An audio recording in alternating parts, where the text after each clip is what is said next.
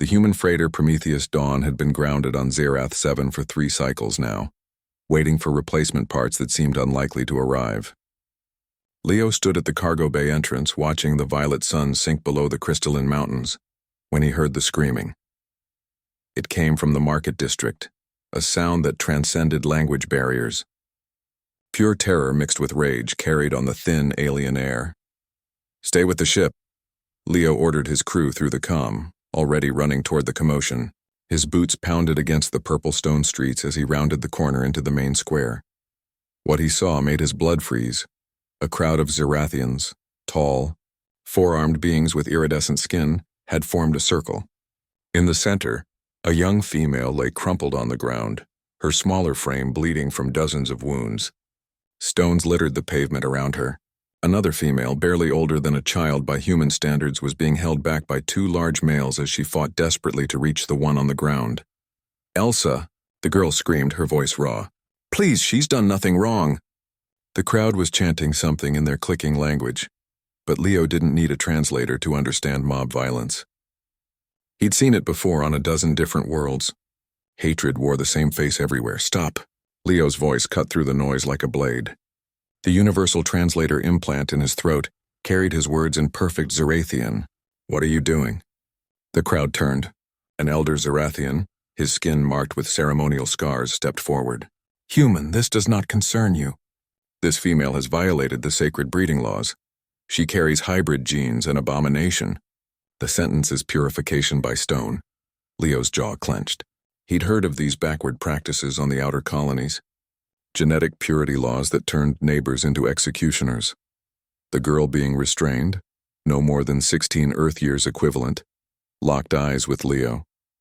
Her violet eyes were filled with tears, but also something else, determination, hope. "Human," she called out.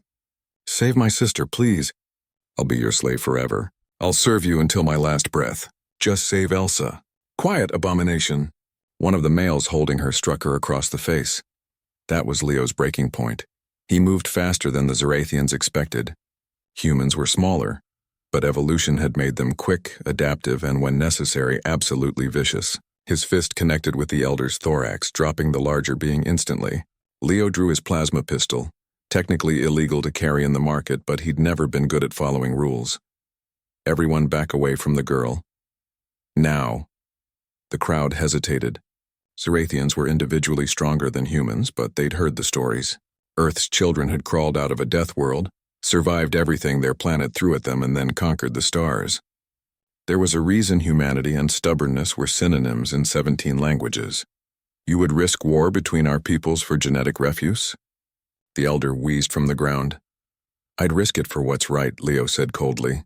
He moved to the fallen girl, Elsa, and checked her pulse. Weak but present.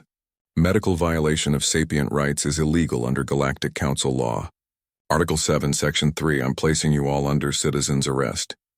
It was a bluff. The Council had no real power out here, and everyone knew it. But humans had something else, a reputation for absolute, sometimes irrational, commitment to their principles. Leo scooped Elsa into his arms. She was lighter than she looked, and gestured to the younger girl. "You, with me. Now." The males holding her looked to the elder, who nodded reluctantly. They released her and she stumbled forward, following Leo as he backed toward his ship, weapon still trained on the crowd. "This isn't over, human," the elder called. "She has promised to the stones." "Then you'll have to go through me," Leo replied. "And trust me, you don't want that." Aboard the Prometheus Dawn, Leo's medic worked frantically on Elsa, while the younger girl, who'd introduced herself as Maya, sat nearby, watching with terrified eyes. "She'll live," the medic finally announced. But it was close. "Another few minutes?" Maya collapsed in relief, then turned to Leo. She dropped to her knees, pressing her forehead to the deck in the Zerathian gesture of complete submission. "You saved her. My life is yours, as I promised. I am your slave, your property, your—" "Stop," Leo said gently, kneeling beside her.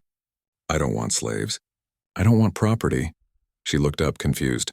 "But I promised you were desperate." "People say things when they're desperate." He helped her to her feet. "Here's what's going to happen. You and your sister are staying on this ship. We're leaving Zerath 7 as soon as our parts arrive. or we'll leave without them if we have to. I'm taking you somewhere where genetic heritage doesn't get you murdered. But why? Maya whispered. We are nothing to you, abominations. Why would you risk yourself? Leo thought about Earth, about the countless atrocities humans had committed against each other for being different, and how they'd finally learned better. About the hard-won principle that every sapient life had inherent value. Because someone has to, he said simply. Because the galaxy's a better place when we protect the vulnerable, not stone them. Because your sister's life matters and so does yours. Maya's eyes filled with tears again, but this time they were different tears. Humans are strange, Leo laughed. You have no idea. Now come on, let's check on Elsa. She's going to want to see you when she wakes up. As Maya rushed to her sister's side, Leo looked out the viewport at the Zerathian settlement below. The crowd had dispersed, but he knew there would be consequences. There always were, but some things were worth the cost. That was the human way.